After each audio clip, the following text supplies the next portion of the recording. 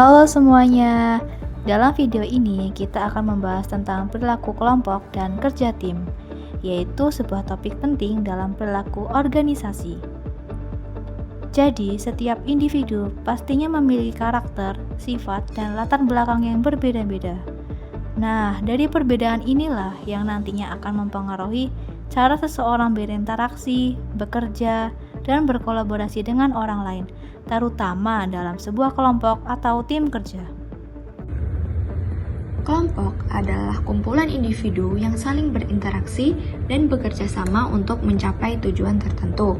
Sementara itu, tim adalah kelompok yang lebih terkoordinasi dan berfokus pada penyelesaian tugas secara bersama-sama.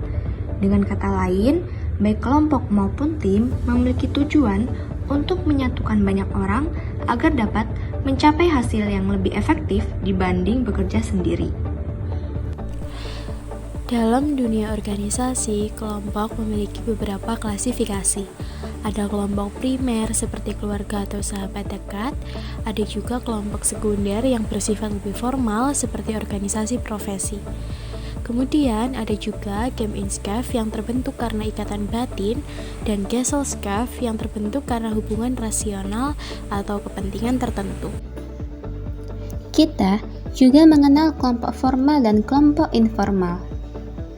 Kelompok formal memiliki aturan, struktur, dan tujuan yang jelas, sementara kelompok informal muncul secara alami dari interaksi sehari-hari. Selain itu, ada in-group dan out-group, yaitu kelompok yang kita rasa menjadi bagian dari diri kita dan kelompok yang berada di luar identitas kita. Tidak hanya kelompok, tim dalam organisasi juga diklasifikasikan.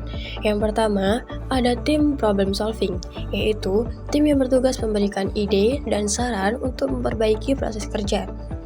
Yang kedua, ada tim kerja swakelola, yaitu tim yang mengatur sendiri tugas dan prosedurnya. Dan yang ketiga atau terakhir ada tim lintas fungsional yang beranggotakan orang-orang dari berbagai divisi untuk menyelesaikan proyek tertentu. Kualitas keputusan dalam tim dipengaruhi oleh banyak faktor, mulai dari gaya kepemimpinan, aktivitas komunikasi, hingga partisipasi anggota. Komunikasi yang dua arah akan membuat ide mengalir, konflik dapat diselesaikan, dan keputusan menjadi lebih matang. Partisipasi yang aktif juga membantu tim melihat masalah dari berbagai sudut pandang. Selain itu, dinamika kelompok sangat penting. Kepercayaan, solidaritas, dan kemampuan menyelesaikan konflik akan meningkatkan kualitas keputusan. Informasi yang akurat, pengalaman anggota, serta teknik pengambilan keputusan yang tepat seperti brainstorming atau diskusi konsensus juga berperan besar. Lingkungan organisasi termasuk struktur, budaya, dan nilai etika juga memengaruhi cara tim mengambil keputusan. Organisasi yang terbuka terhadap kritik dan inovasi cenderung menghasilkan keputusan yang lebih berkualitas. Lalu, bagaimana membuat kerja tim menjadi efektif? Jadi, tim harus memiliki tujuan yang jelas, yaitu mulai dari peran yang terstruktur, komunikasi terbuka, serta dukungan dari semua anggota. Jadi, setiap orang harus merasa dihargai dan memiliki kontribusi.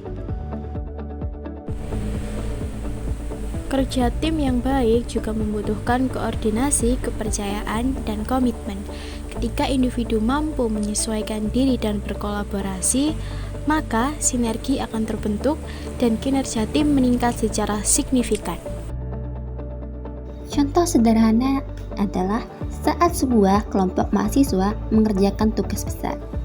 Jika setiap anggota memahami perannya, saling membantu, dan aktif berkomunikasi, maka hasil akhirnya akan jauh lebih baik daripada bekerja sendirian. Begitu juga dalam dunia kerja. Tim yang solid mampu menyelesaikan masalah yang rumit, mengambil keputusan yang lebih objektif, dan mewujudkan tujuan organisasi dengan lebih cepat dan efektif.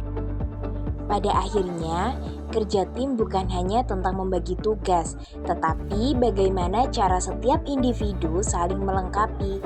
Perilaku kelompok yang sehat akan menciptakan lingkungan kerja yang produktif, komunikatif, dan penuh inovasi. Demikian video informasi mengenai perilaku kelompok dan kerja tim. Semoga penjelasan ini bermanfaat dan dapat menambah wawasan kalian. Terima kasih sudah menonton dan sampai jumpa.